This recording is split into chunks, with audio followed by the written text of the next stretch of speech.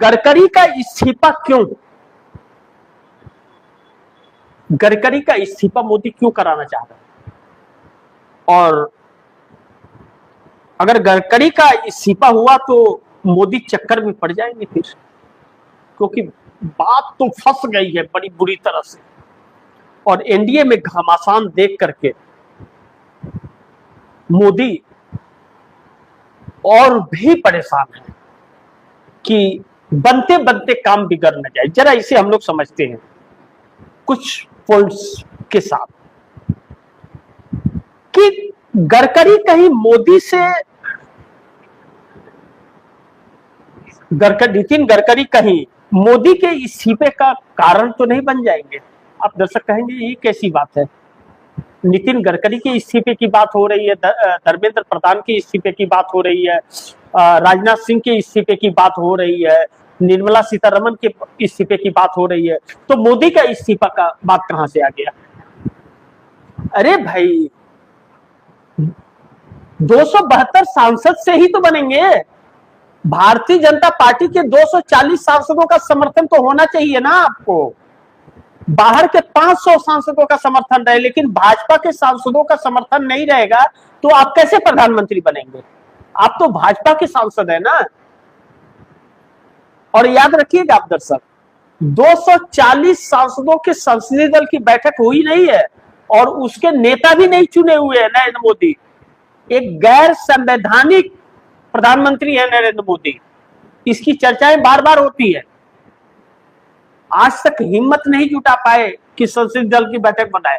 आप सोचिए 240 सांसद चुन करके आए, आज तक संसदीय दल की बैठक नहीं हुई, संसदीय दल का नेता नहीं चुना गया, कैसे प्रधानमंत्री बन गए? एनडीए के नेता थोड़ी है नरेंद्र मोदी। नरेंद्र मोदी तो भाजपा के नेता है, तो भाजपा के नेता चुने जाते तब तो एनडीए के नेता चुने जाते हैं, तो भाजपा के नेता ही नहीं चुने गए। अगर सही प्रक्रियाओं के तहत कार्रवाई हो जाए तो नरेंद्र मोदी को सजा हो जाएगी, लेकिन कोई करने ही वाला नहीं है। पुलिस प्रशासन इनका, चुनाव आयोग इनका, सुप्रीम कोर्ट इनका, स्पीकर इनका गुलाम, और बाकी सबको तोड़ते फोड़ते रहेंगे और पिटवाते रहेंगे। कौन आएगा बोलने के लिए? और बाकी बोला भी अगर इसके बावजूद तो मीडिया दिखाएगा नहीं, सुनेगा कौन? तो इन्होंने सब पर कब्जा कर लिया है। तो ऐसे में नितिन गडकरी का इस्तीफा और भी मोदी के लिए समस्या खड़ा कर सकता है कि नितिन गडकरी के अब एक्सप्रेसवे के भी घोटाले उजागर होने लगे। जगह जगह पर एक्सप्रेसवे धंस रहे हैं, गड्ढे हो जा रहे हैं, गाड़ियां उसमें फंस जा रही हैं, एक्सीडेंट होने की चांसेस बढ़ते जा रहे हैं। 40% कमीशन वाला हिसाब इस सरकार में दबा के चल रहा है। अब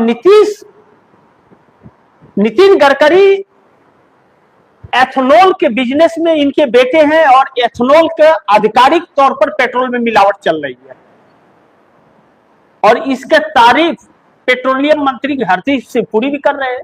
कई सारे वीडियो वायरल हो गए और कोर्ट में इन लोगों ने कहा कि ना, ऐसा तो कोई बात ही नहीं है। और पेट्रोल पंपों पर एथेनॉल पेट्रोल मिल रहा है मिलावट का, और कच्चा तेल जो 116-120 डॉलर प्रति बैरल चला गया था वह 68-70 पर आ गया, यानी कि आधा कम हो गया। और यहां एथेनॉल मिलाकर के रेट बढ़ रहा है, तो यह लूट रहे हैं। अब इसके बाद भी अगर अंधभक्त यह सोच रहे हैं कि देश विकास कर रहा है, 500 रुपए लीटर पेट्रोल खरीद ले तो भाड़ में जाओ, 1000 रुपया किलो लीटर खरीदो, क्या फर्क पड़ता है? लेकिन कुछ अंधभक्तों के लिए देश थोड़ी लुटाने के लिए कोई तैयार होगा।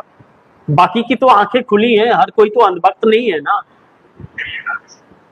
कुछ अंधभक्तों ने तो इस देश को बनाया नहीं है, वह तो कायर लोग हैं जो अंग्रेज के वक्त जब थे उस वक्त भी उनकी कायरता और गुलामी थी, आज भी कायर के गुलाम है वह। तो उन लोगों ने तो देश की कभी सोची नहीं है, वह तो एक पाखंड में जीते हैं हिंदू राष्ट्र, और है सबसे बड़े भ्रष्ट वही। तो यह जो पर्दा लोगों के आंखों पर पड़ा हुआ है, यह नितिन गडकरी का इस्तीफा होते ही नरेंद्र मोदी सरकार की उल्टी गिनती शुरू हो जाएगी। मोदी अब चक्कर में पड़ गए हैं कि एथेनॉल को लेकर के भी परेशान है कि सरकार के ऊपर सवाल खड़े कर रहे हैं। वैसे इस सरकार को कोई फर्क तो पड़ता नहीं, लेकिन अब लोग सड़क पर आना शुरू हो गए। 5 जुलाई को जंतर मंतर से ऐलान किया गया है इस मिलावट के खिलाफ बड़े आंदोलन का। लोग सड़कों पे आ रहे हैं, लोग जगह जगह से वीडियो डाल रहे हैं और सरकार कर रही नहीं, इससे तो कोई फर्क ही नहीं पड़ता। अब यह आवाज कितनी गूंजेंगी यह वक्त बताएगा, लेकिन एनडीए में भी घमासान बढ़ गया। अब आप दर्शक देखिए, गडकरी, मैंने इसलिए कहा कि गडकरी का इस्तीफा मोदी के इस्तीफे का कारण ना बन जाए कि भारतीय जनता पार्टी में बगावत चल रहा है, एनडीए में बगावत चल रहा है, आरएसएस में मोदी को लेकर के बगावत चल रहा है। और गडकरी के को हटाने के बाद सरकार से बाहर अगर गडकरी को निकालते हैं तो इन सभी का बगावत एक साथ हो सकता है।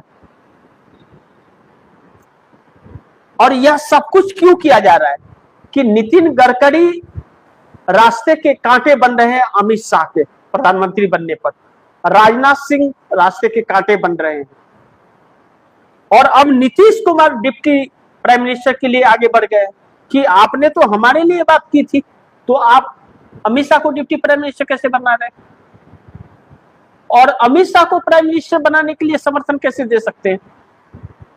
अमित शाह जो किसी से सीधा मुंह बात नहीं करते हैं, जो जवाब नहीं दे सकता कोई व्यक्ति, जो ईडी सीबीआई के बगैर जिसका कोई वजूद नहीं है, उसको समर्थन क्यों दे? उसको प्राइम मिनिस्टर बना करके बची हुई पार्टियां भी खत्म कर ले क्या? तो एनडीए गठबंधन नहीं दे रहा है। आरएसएस के लिए मोदी और शाह दोनों घातक है, मोदी खुद को बचाने के लिए इनको बना रहे हैं, तो ऐसे में एनडीए के अंदर भी घमासान बढ़ रहा है। इन सब को देखते हुए नरेंद्र मोदी ने एनडीए को मजबूत करने की कोशिश की, क्योंकि 2 ही शख्स थे जो आवाज उठा सकते थे, नीतीश और नायडू, और उधर रास्ते का अरोड़ा, नितिन गडकरी और राजनाथ सिंह। तो इन सबको निपटाने का जो फुल प्रयास कर रहे हैं नरेंद्र मोदी, वह साफ दिख रहा है। ऐसे में आरएसएस इस वक्त राम मंदिर मुद्दे पर फंस चुका है, भारतीय जनता पार्टी भी फंस चुकी है, एनडीए के अंदर भी तोड़फोड़ की कोशिश नीतीश कुमार और चंद्रबाबू नायडू को की जा रही है, जिसको लेकर के धमकियां भी दी गई। पिछले दिनों यह भी बात चर्चा में आई थी, चर्चा इस तरह की चली थी कि चंद्रबाबू नायडू को कहा गया कि आप हमारे साथ चुपचाप बने रहिए वरना हमारा सामना करने को तैयार रहिए।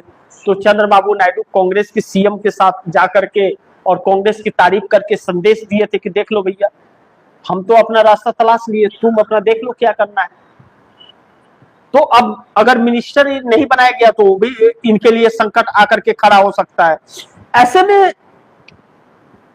आरएसएस को मोदी ने ही फंसा दिया था 15 अगस्त को एनजीओ बता करके, तो उसमें भी, और नितिन गडकरी जो है, नितिन गडकरी आरएसएस के बड़े खासम खास से हैं और आरएसएस के दबाव में ही इनको बनाया भी गया था। तो इन सब परिस्थितियों में मोदी के पक्ष में नहीं जाता हुआ नजर आ, लेकिन मोदी बड़े संकट में फंस गए कुर्सी के लालच में, फैसला नहीं कर पा रहे हैं।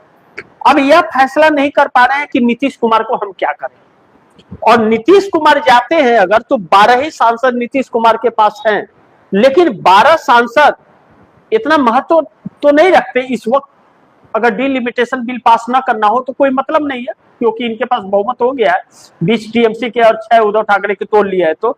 लेकिन यह 20 कहीं घातक होकर के बाकियों को न साफ कर जाए, क्योंकि नीतीश कुमार जो इंडिया गठबंधन का आगाज कर सकते हैं, जिसमें नहीं बनती थी सबको एक कर सकते हैं, वह खींच भी सकते हैं।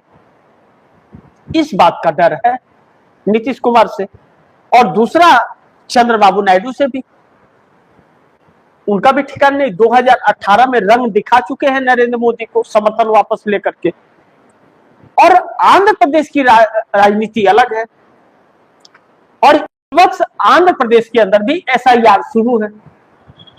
चंद्रबाबू नायडू सतर्क है कि मोदी अपना कारनामा न कर सके वहां पर, इसलिए कांग्रेस के मुख्यमंत्रियों से चंद्रबाबू नायडू मिल रहे हैं। इसीलिए नहीं कि डीलिमिटेशन को अभी तक कोई गारंटी नहीं है, या उस वक्त तक गठबंधन रहेगा इसकी गारंटी नहीं है, लेकिन सौदेबाजियां चल रही हैं। लेकिन अब ऐसे में मोदी को अगर बचे रहना है, कुर्सी बचाए रखना है अपना, तो इस्तीफा नरेंद्र मोदी तभी देंगे जब यह पक्का हो जाएगा कि हाँ राष्ट्रपति चुनाव हम जीत जाएंगे। नहीं तो अमित शाह को प्रधानमंत्री बना दिए तो अमित शाह नहीं हटेंगे तो क्या करेंगे? तब तो नरेंद्र मोदी का वारा न्यारा हो जाएगा। किसी राज्य में, किसी विपक्ष के राज्य में अगर केस कर दिया गया मोदी के ऊपर और मोदी प्रधानमंत्री रहेंगे नहीं, और उसके बाद जैसे कर्नाटक की सरकार उठा ले गई वहां की पुलिस, तो अमित शाह क्या कर लेंगे? क्या कर लेंगे? अमित शाह प्रधानमंत्री रह करके भी कहेंगे कि नहीं अपना केस खोलो करके, तो समस्या तो पड़ जाएगी। तो इसलिए राष्ट्रपति की कुर्सी वो अपना पक्का भी करना चाहते हैं। तो ऐसे में गडकरी का इस्तीफा भी मोदी के लिए क्यों, यह सवाल बना हुआ है और चक्कर में पड़े हुए हैं मोदी, और एनडीए का घमासान देख करके डर भी उन्हें लग रहा है। इस बात से भी हम इनकार नहीं कर सकते।